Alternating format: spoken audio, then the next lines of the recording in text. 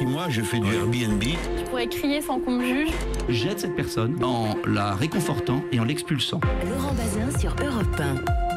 Et après la vivacité de Marielle Guachel qui était avec nous à l'instant pour parler des Jeux Olympiques d'hiver, les fourberies de Benjamin Muller. Bonsoir Benjamin. Bonsoir Laurent, bonsoir à tous. On va y revenir évidemment puisque ce sera notre fait du jour à 18h30. Nicolas Hulot fait la une notamment sur les chaînes d'infos. Ah oui, on l'a entendu dans le journal Nicolas Hulot sur BFM TV ce matin. Le journaliste Laurent Neumann était présent dans les locaux de la chaîne pendant l'interview. Il a croisé Hulot juste après l'entretien. Bouleversé, c'est le mot me semble-t-il, ému pendant l'entretien, mais carrément bouleversé aussi à la sortie, comme si au fond il fallait que ça sorte.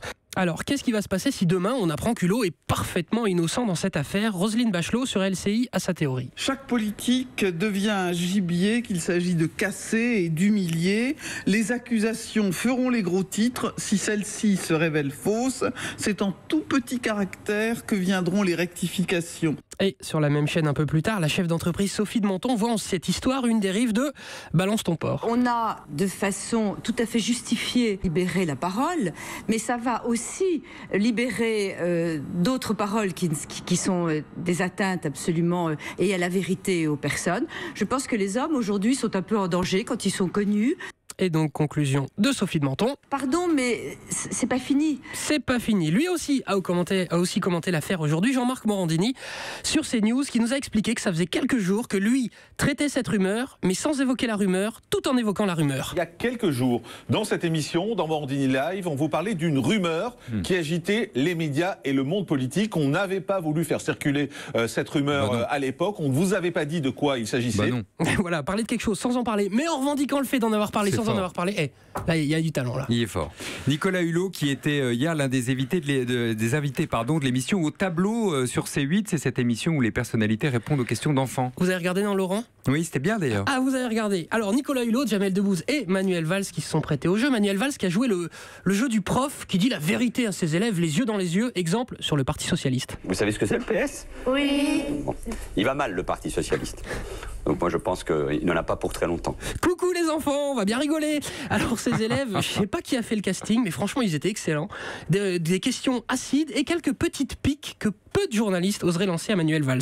Le PS, il vous a pas soutenu et la République En Marche, elle a pas trop voulu de vous. Voilà, vous avez un peu raté votre vie, non, monsieur Valls? Allez les enfants, posez-lui toutes les questions qu'on n'oserait pas lui poser, faites-le pour nous. Et est-ce que vous considérez que vous avez trahi François Hollande?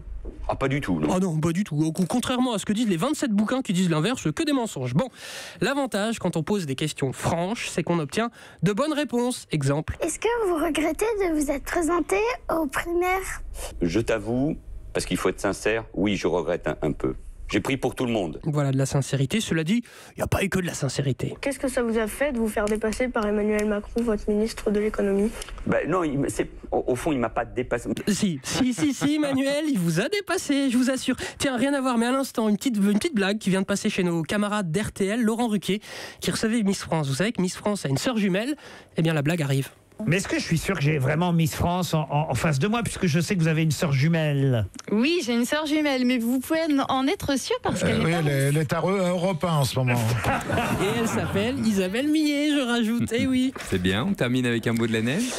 Oui, un mot de la neige. Vous savez que nos voisins étrangers se moquent un peu de notre gestion de la crise. Écoutez, Rire et Chanson a imaginé la réaction de ses voisins. J'ai parlé de votre pagaille à cause de la neige à mon homologue québécois et voici sa réaction. C'est drôle, surtout que c'est vrai. Écoutez un extrait de la télé québécoise hier. 12 cm, c'est ce qui est tombé donc à Paris. Au Québec, ça serait une petite tempête. Mais là-bas, vous comprenez, pas le même équipement, pas le même abrasif, pas les pneus d'hiver. Eh oui, on n'a pas l'abrasif, mon cher Laurent. D'abrasif, Caribou. Merci beaucoup, Benjamin, et à demain.